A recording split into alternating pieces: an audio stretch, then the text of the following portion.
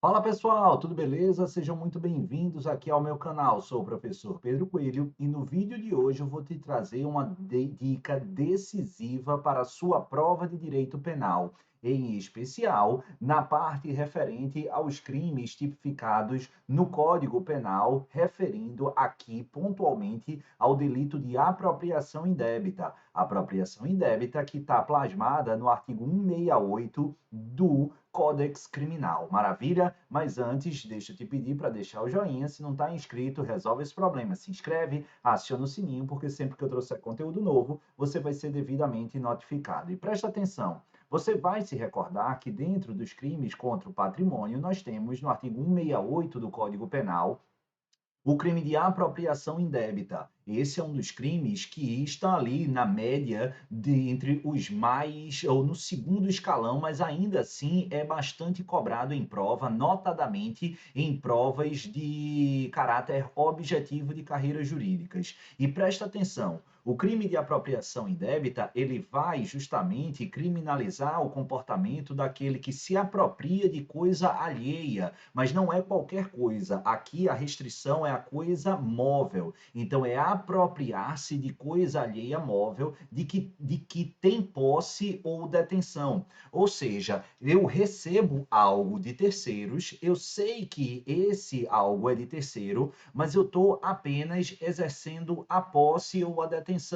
Então imagine, portanto, que eu tomo de empréstimo algo. Eu sei que ele é de propriedade, esse algo, de outra pessoa. E esse é o meu elemento subjetivo. Contudo, de uma hora para outra, esse meu elemento subjetivo ele é alterado. Se antes eu utilizava como uma espécie de empréstimo, apenas exercendo um ou algumas das prerrogativas vinculadas à posse ou à detenção, ali, a partir dessa modificação do elemento subjetivo, eu passo a tratar aquele algo justamente como se meu fosse. Eu altero, portanto, a perspectiva e a atuação como se fosse de possuidor ou de detentor, para sim tratar como se proprietário eu tivesse me tornado. Claro, indevidamente. Por quê? Porque essa coisa móvel ainda pertence a terceiros, é uma coisa móvel alheia. Maravilha? Perfeito. E isso se converte em crime? Claro que sim.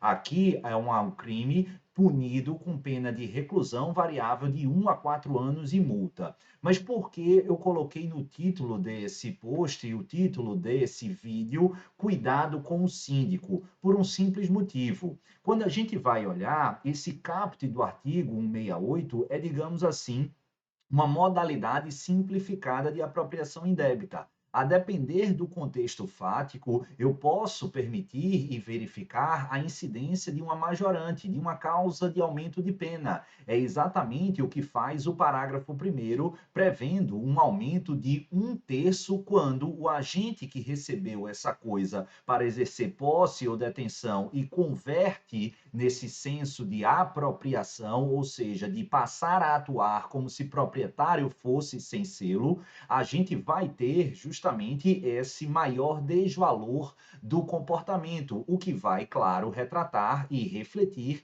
numa maior reprimenda. E lá no inciso 2º desse parágrafo 1º, a gente tem aquele que recebe a coisa como tutor, curador, síndico, liquidatário, inventariante, testamenteiro ou depositário judicial. Todas essas circunstâncias do agente criminoso fazem com que haja um recrudescimento na pena, com a incidência da causa de aumento da majorante de 1/3. E aqui é o detalhe: quando a gente fala, imagine uma situação em que um síndico do seu prédio ou do prédio de uma outra pessoa, de um condomínio, ele recebe um determinado bem imóvel para exercer posse ou detenção e, a partir de um momento, ele inverte e passa a atuar com unânimos de apropriação, como se aquele item no qual ele exercia posse ou detenção, mas passa a exercer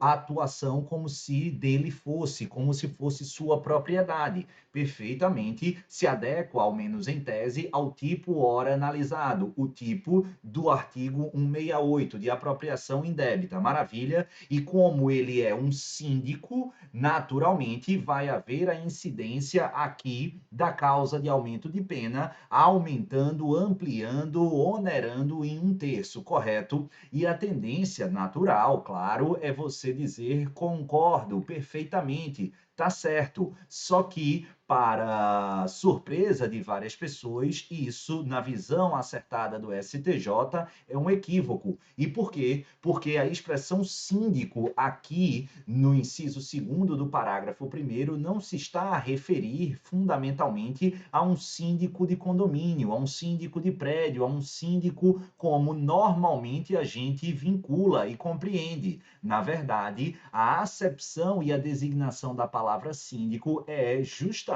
uma referência àquilo que atualmente nós chamamos de administrador judicial, dentro de um histórico aqui da massa falida. Não se refere a um síndico de condomínio edilício, portanto, a título de verificação, basta a gente consignar e verificar o recurso especial 1.552.919. Vai aí para a tela, ele vai dizer: a figura do síndico a que se refere o inciso 2º, parágrafo 1º do artigo 168 do Código Penal, diz respeito ao síndico da massa falida, hoje denominado administrador judicial, e não ao síndico de condomínio edilício. Então se liga que se o síndico aí do condomínio atuou como apropriação indébita, ele até pode ter maior desvalor do seu comportamento pela posição que ele exerce, mas para fins de agravamento do que? Da pena base, a partir dos vetores lá entabulados e fixados no artigo 59 do Código Penal, que norteia a primeira fase da dosimetria da pena privativa de liberdade no âmbito do Código Penal. Mas não há que se falar aqui de incidência da causa de aumento de pena na terceira fase, alinhavada no artigo 168, parágrafo 1º, inciso 2º, porque o síndico aqui destacado não se vincula ao síndico do condomínio edilício, mas sim ao síndico administrador da massa falida, hoje conhecido nominalmente como administrador judicial. Maravilha? Cuidado com essa pegadinha e comenta aí embaixo. Você sabia disso? Acredito que não. E vou confessar, eu descobri isso recentemente. E logo, claro, trago para os senhores e para as senhoras. Maravilha? Tranquilo? Não esquece de deixar o seu joinha, se inscrever aqui no canal. Um beijo e até a próxima. Tchau, pessoal. Valeu!